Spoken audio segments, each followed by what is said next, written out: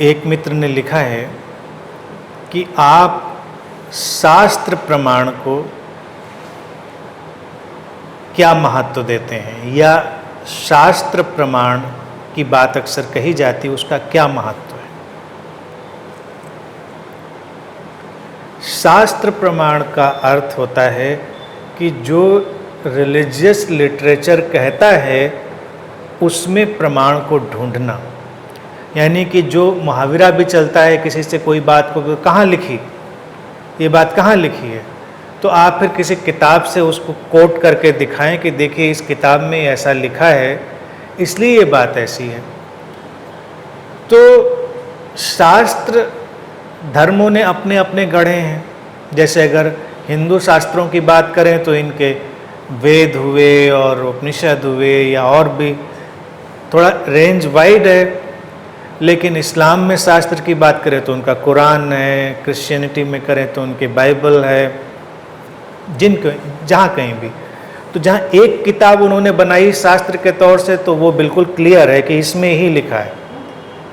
तो इस्लामिक और Christian scenario में हर बात को वो घूम फिर कर यही दिखाने और देखने की कोशिश करते हैं कि इस किताब में क्या लिखा है। भारत में हालांकि ऐसा नहीं था, भारत में ये बातें नहीं थी, क्योंकि हमने इतनी वाइड रेंज ली हुई थी दर्शन की, फिलॉसफी की और चिंतन मनन ज्ञान की। लेकिन बाद में ये शास्त्र प्रमाण जैसी बातें लोगों के जहन में मैं समझता हूँ आई होंगी, तो उसमें से फिर किसी किताब का जो मूल्य है बहुत हो गया। और कई बार मुझको लगता है ये आफ्टर बुद्धा ये बातें आई हैं।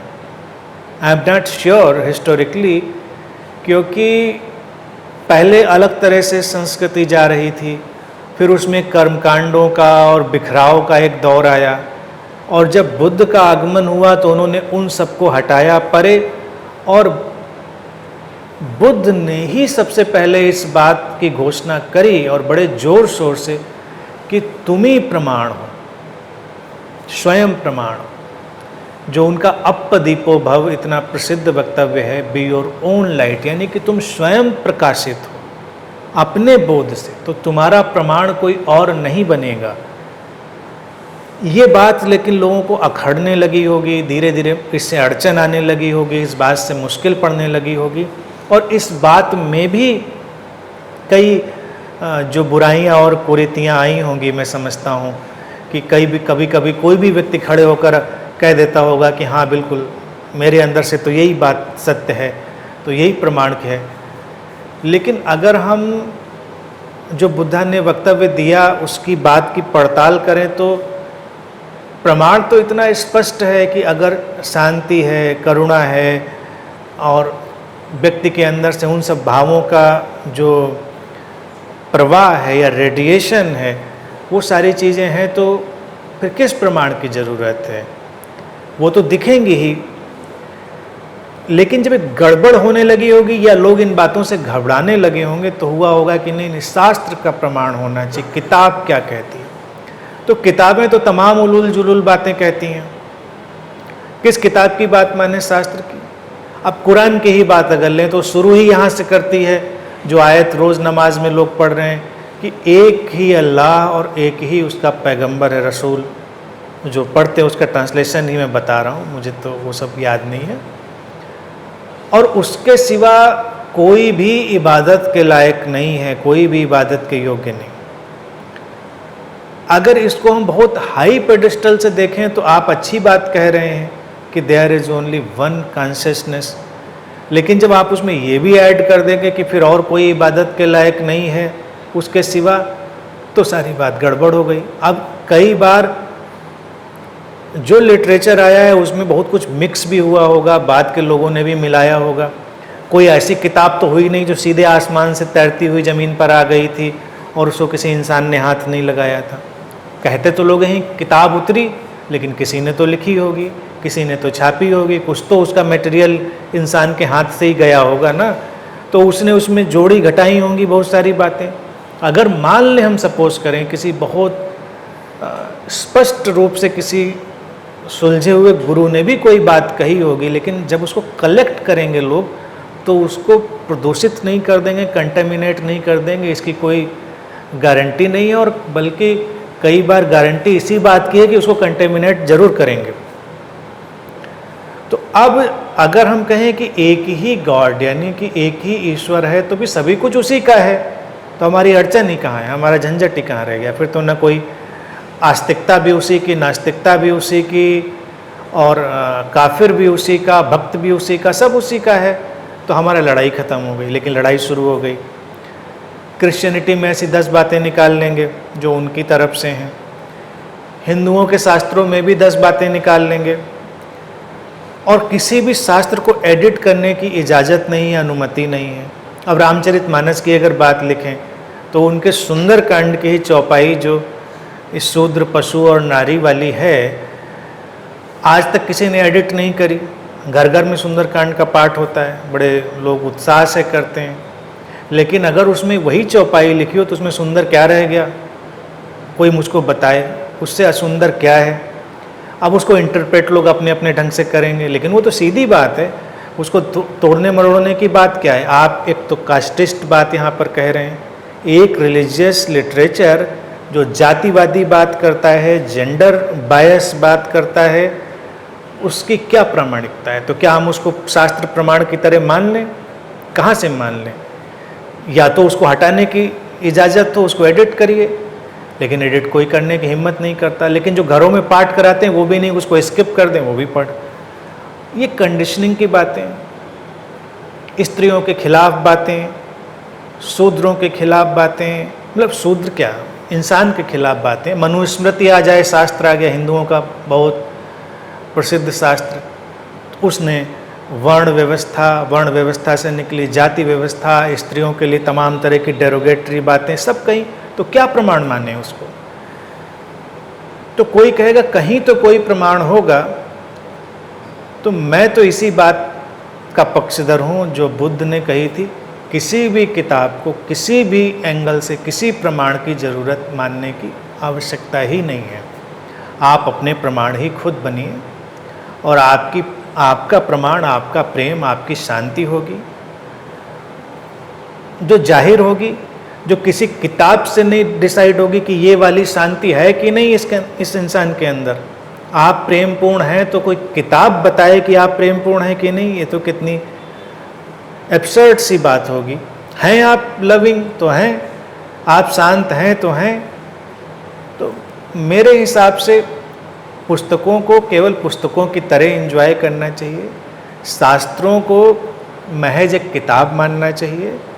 ये मान सकते हैं कि एक अच्छी किताब है, बहुत ही अच्छे ढंग से लिखी हुई किताब हो सकती है, लेकिन हर अच्छी किताब में भी तमाम कमियां हो सकती हैं।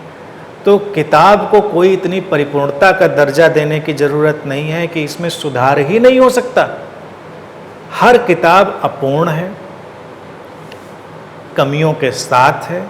इसको अगर माने हम तो तमाम अच्छी बातों का हम आनंद ले सकते हैं। मैं तो इसी बात का 100% पक्षधर हूँ कि किसी भी किताब को इतना महत्व ना दें कि उसकी एक एक बात आपके लिए प्रमाण बन जाए। तब तो हिंसा होगी, अराजकता होगी, अत्याचार अनाचार होगा ही, आप उससे बच नहीं सकते।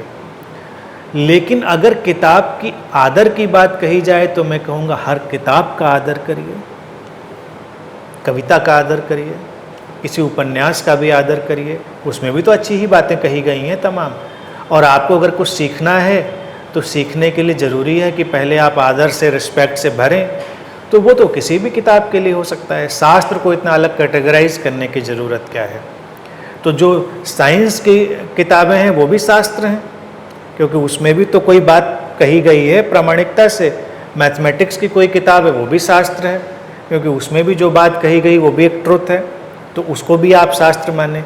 लेकिन हम साइंटिफिक सिनेरियो में भी किसी भी थ्योरम, किसी भी फार्मूले, किसी किताब को एब्सोल्यूट नहीं मानते, क्योंकि हम कहते हैं कि हम अभी इवॉल्व हो सकते हैं, हम उस पर एनालाइज कर सकते हैं, उसके आगे जा सकते हैं, इसीलिए वो साइंस है। तो रिलीजन में ये कहाँ से स्टुपिडिटी आ गई कि ये एब्सोल्यूट हो गई? एब्सोल्यूट तो कोई चीज़ होती ही नहीं लाइफ में।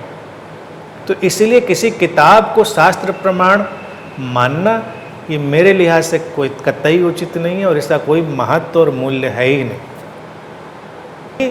ये कहा जा सकता है जितना भी वर्ल्ड लिटरेचर हो सकता है सब कुछ उसको कंटेन करेगा, फिर भी वो बाहर रह जाएगा, फिर भी वो बाहर रह जाएगा।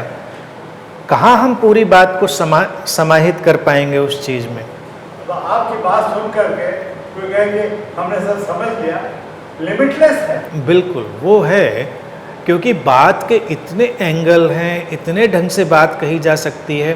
क्योंकि अगर कहीं भी कोई कह दे कि यही एंगल है पूरा का पूरा, तो बात फिर आधी रह गई ना।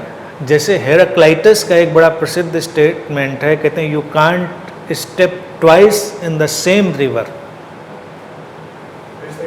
हेराक्लाइटस फिलोसोफर हुए थे, गुरु हुए थे, उनका बहुत प्रसिद्ध स्टेटमेंट है कि you can't step twice in the same river. एक ही नदी में दोबारा नहीं उतर सकते। लेकिन अपने जीवन के अंतिम दौर में उन्होंने अपने सेंटेंस को रेक्टिफाई किया, उसकी लोग चर्चा कम करते हैं। उन्होंने लिखा कि you can and you can't, you can and you can't step in the same river.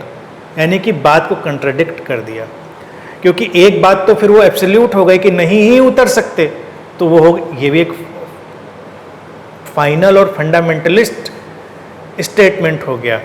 तो हेराक्लाइटस ने भी यही कहने की कोशिश करी कि एक एंगल से उतर भी सकते हैं और एक एंगल से नहीं उतर सकते हैं। अब आप उसको देखें कि कैसे, कि भाई रिवर भी बह रही है, आप भी बह रहे हैं, तो दोबारा उतरने का कहाँ गुंजाइश है?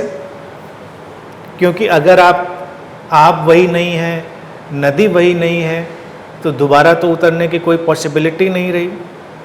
लेकिन फिर वो डीपर साइड में अगर जाकर देखेंगे तो कहेंगे कि जो बदलाव है वो तो कहीं सतह पर है, कहीं भीतर कुछ है जो नहीं बदल रहा है।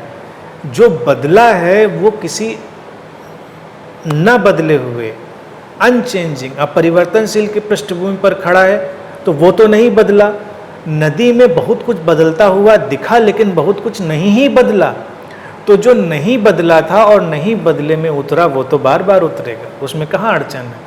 तो हेराक्लाइटस की बात वहाँ से गलत है। वो कहेंगे वो तो भाई वो वाली चीज़ तो वही है ना, और जो बदल रहा है वो तो नहीं उतर सकता दोबारा। तो उन्होंने बाद में अपने सेंटेंस को ठीक किया, लेकिन अब इसको इम्बाइब करना, समझना बहुत व्यापक हो जाता है। तो इसीलिए सत्य के कहने के तमाम एंगल हो सकते हैं। और भारत की विशेषता इसीलिए है कि भारत ने कोई धर्म विकसित नहीं किया, यहाँ पर दर्शन विकसित हुआ। ये हिंदू धर्म और ये सब तो बाद की ईजाद है। भारत हिंदू धर्म को जानता ही नहीं, कौन सा हिंदू धर्म। फिर लोग कहेंगे सनातन धर्म, तो सनातन धर्म का लब्बो लुआब वही होता है कि हिंदू धर्म। सनातन धर्म का मतलब that which is eternal. Eternal तो इटर्नल है। इटर्नल का क्या डेफिनेशन है? इटर्नल तो वही है। तो इटर्नल में तो सब कुछ समाहित हो गया, कहाँ से फिर चीज़ को लाएंगे? तो भारत सनातन धर्म है, लेकिन वो सनातन किसी सिस्टम, किसी कल्चर उसका हिस्सा नहीं है, उसमें तो सब कुछ है। नहीं तो इटर्नल कहाँ से? अगर इटर्नल में कुछ आपने बाउंड्रीज खींच दी। ईशावास्य उपनिषद में इस बात को देखिए बहुत ब्यूटीफुल्ली उन्होंने कह दिया। और जो ये वैदांतिक कल्चर रहा भारत में, उन्होंने बहुत ब्यूटीफुल्ली चीज़ों कहने की कोशिश करी, इतने एंगल से कही है कि ब्यूटीफुल है। हालांकि वो भी कभी ये नहीं ऋषि कहेंगे कि ये हमारी बात प्रमाण है, शास्त्र प्रमाण। तो शास्त्र प्रमाण की बात तो बाद ही के लोग लाए होंगे, उन्हीं की ईजाद होगी। जब उपनिषद ये कहता है कि पूर्ण से पूर्ण निकाल लेने के बाद भी पीछे पूर्ण ही शेष रह जाता है।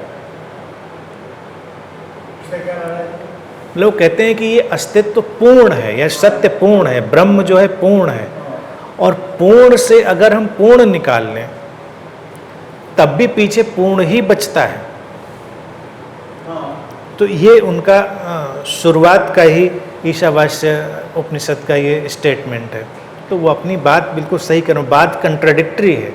कंट्राडिक्टरी बात यही है कि निकालेंगे कहाँ, मतलब पूर्ण से पूर्ण निकाला और पीछे पूर्ण बचा, तो कहाँ आगे और कहाँ पीछे, मतलब हम निकालेंगे कहाँ? कंट्राडिक्टरी स्टेटमेंट है। लेकिन वो बात एक्चुअल में वही कह रहे हैं कि वो इतना एब्सोल्यूट है, इतना एब्सोल्यूट है कि उसके बारे में कोई भी स्टेटमेंट नहीं दिया जा सकता। नहीं क्या है? ताओ ते किंग में लाओ त्सु भी इसी बात को कहते हैं कि जैसे ही आप उसको कोई नाम देते हैं, यानी कि ताओ, जैसे ही आप ताओ को कोई नाम देते हैं, ताओ करप्ट हो जाता है। यानी कि जैसे डिफाइन करते हैं वो खत्म हो जाता है।